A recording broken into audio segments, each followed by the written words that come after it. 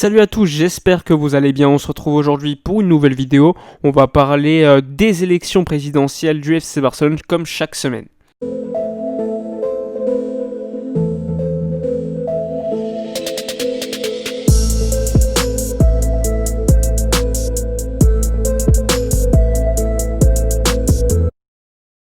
De ces 2 derniers jours, les précandidats aux élections présidentielles du Barça ont été très actifs. Il y a eu la présentation du projet de Joan Laporta qui a également enchaîné quelques interviews. Victor Font, pareil, qui a projeté d'une sorte de conférence de presse son plan et son équipe sportive.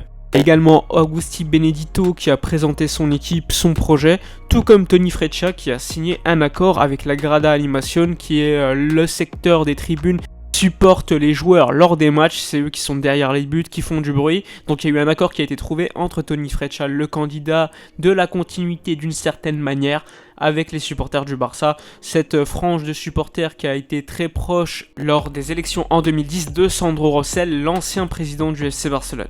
On va donc commencer avec la présentation effectuée par Victor Font qui a présenté son équipe.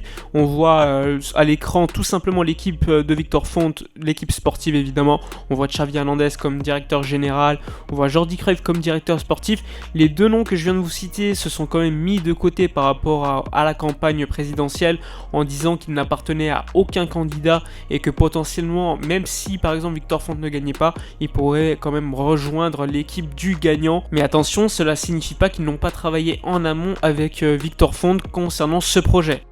Dans cette équipe, on voit également Ronald Koeman qui restera selon les résultats, c'est ce qu'a dit Victor Font lors de cette présentation. Garcia Pimienta qui resterait le coach du FC Barcelone B, l'équipe réserve.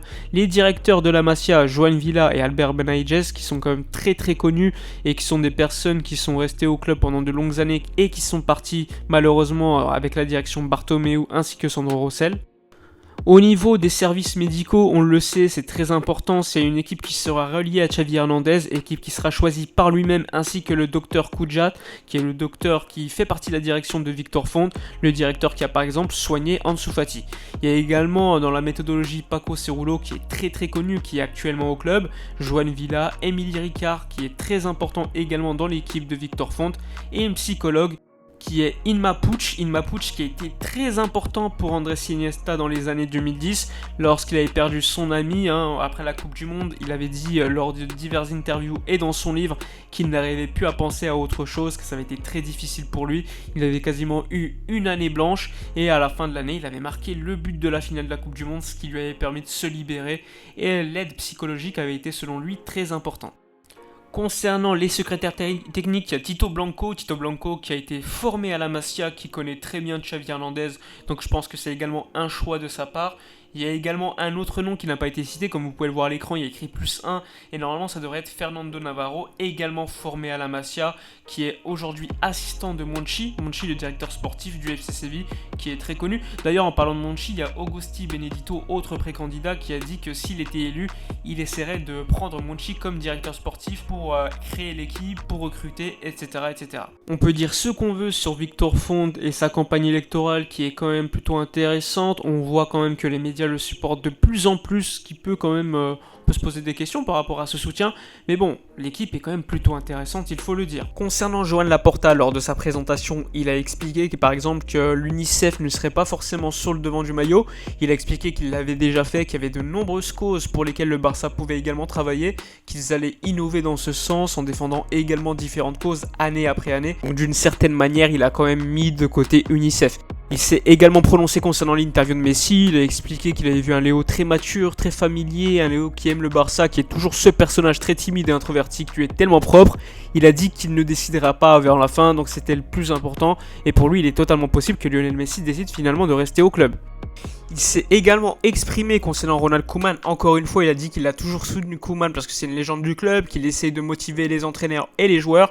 Les résultats et le football marqueront la marge de ce qui se passera, mais il faudra l'encourager à continuer et motiver les joueurs. Il a également précisé que dans le football, tout pouvait arriver. Donc un Laporta qui soutient d'une certaine manière Ronald Koeman, et on peut comprendre, il a toujours dit qu'il ne voulait pas forcément déstabiliser le club, et c'est pour ça qu'il n'a pas révélé sa structure sportive, contrairement à Victor Font par exemple. Ensuite, il y a eu également Toni Freixa qui s'est exprimé concernant la campagne Sa pré-candidature, il a expliqué qu'il allait faire l'Espagne Barça, un peu comme Joan Laporta qui a confirmé Goldman Sachs en expliquant qu'il fallait profiter pour changer les termes du contrat et pour améliorer le Camp Nou, un petit peu comme Agustí Benedito qui lui également veut rénover le Camp Nou. Toni Freccia, lui, contrairement à Jordi Farré qui promettait une part de pizza à chaque signature parrainage, lui, il donne 1 kg de riz. Donc encore une fois, c'est plutôt ridicule, hein, c'est une sorte de chantage pour obtenir des signatures, mais bon. Certains sont prêts à tout pour avoir les parrainages, quitte à faire des propositions assez ridicules. La force de Toni Freccia, selon lui, c'est qu'en tant que candidat, il soutient le peuple, qu'il aime le FC Barcelone, qu'il a tout vécu avec le Barça dans sa vie, qu'il était au stade, sur les routes, pas seulement lorsqu'il n'y avait que des élections. Et d'une certaine manière, c'est ainsi qu'il y a eu le soutien de la Grada Animation, comme je vous ai dit plus tôt dans la vidéo. Agustí Benedito, quant à lui, a expliqué qu'il souhaitait que toutes les personnes qui voulaient devenir socios puissent le faire sans délai d'attente de 3 ans actuellement, un peu comme Joan Laporta, et sans filiation. Il veut également qu'il y ait 4 sections professionnelles et 8 non professionnelles avec toutes des sections féminines, un peu comme Victor Font, Laporta, etc. Il y en a un autre qui a présenté son projet assez rapidement, c'est Émilie Rousseau, le candidat qui était dans la direction de Bartomeu avant de démissionner quelques semaines avant que Bartomeu le fasse lui-même, hein, c'est à cause du Barça Gate qu'il avait démissionné. Et Minguella, qui est ancien agent de joueur, qui fait partie de son équipe, a expliqué qu'il allait tenter de signer Mbappé, qui avait déjà des contacts, pareil pour Erling Haaland, mais j'ai envie de leur dire qu'on n'a pas forcément l'argent pour les faire aujourd'hui. Alors comment tu peux tenter de négocier avec Kylian Mbappé? C'est assez étonnant et à mon avis c'est une proposition assez extravagante pour tenter de récolter quelques parrainages. En tout cas, dans l'équipe d'Emilio Rousseau, il y aura quand même Stoichkov qui peut être très intéressant, ainsi que Carles Rexach, qui est connu pour avoir découvert Lionel Messi, mais depuis de longues années, il faut le dire, c'est quelqu'un qui a gagné un salaire de 5-6 000 euros par mois sans rien faire du tout. C'est vraiment un poste fictif, il faut le dire clairement, et ça, c'est pas normal. Minguella a quand même proposé de reporter les élections présidentielles du FC Barcelone tout simplement à cause de la crise sanitaire. On sait qu'il y a eu une réunion entre le gouvernement ainsi que les précandidats et Carles Tusquets, le directeur intérimaire du FC Barcelone, pour tenter de trouver une solution. Et pour l'instant, la réunion, elle s'est simplement soldée par une continuation des élections au 24 janvier. Et si le Covid-19 continue de sévir, il y aura possiblement des élections reportées, sachant qu'il faut le préciser, si Carles Tusquets reste en président intérimaire jusqu'au 24 janvier, eh bien il violera les statuts et il y aura potentiellement des poursuites de la part des socios. Voilà pour les candidats qui ont présenté leur candidature et leur projet cette semaine. Donc il y a eu Victor Font, Laporta, Benedito, Freccia qui se sont exprimés ainsi que Rousseau. On n'a pas entendu Luis Fernandez Sala ou encore Jordi Farré, même si Jordi Farré, on sait qu'il distribue les parts de pizza à chaque signature, comme vous pouvez le voir à l'écran. On a vu cette image tourner sur les réseaux sociaux. Encore une fois, une proposition assez exubérante, mais bon, on peut comprendre, c'est pas forcément des candidats très connus et ils essaient quand même d'obtenir leur parrainage suffisant. Je rappelle environ 2147 il me semble pour devenir officiellement candidat aux élections présidentielles du FC Barcelone. Enfin bref, c'est la fin de la vidéo, j'espère qu'elle vous a plu, n'hésitez pas à dire dans les commentaires votre avis sur celle-ci ainsi que les propositions effectuées par les divers précandidats. N'oubliez pas de vous abonner à la chaîne, liker, partager, commenter, etc. Nous on se retrouve demain pour une nouvelle vidéo avec un nouveau format, donc je vous dis à bientôt et d'ici là comme d'habitude, portez-vous bien.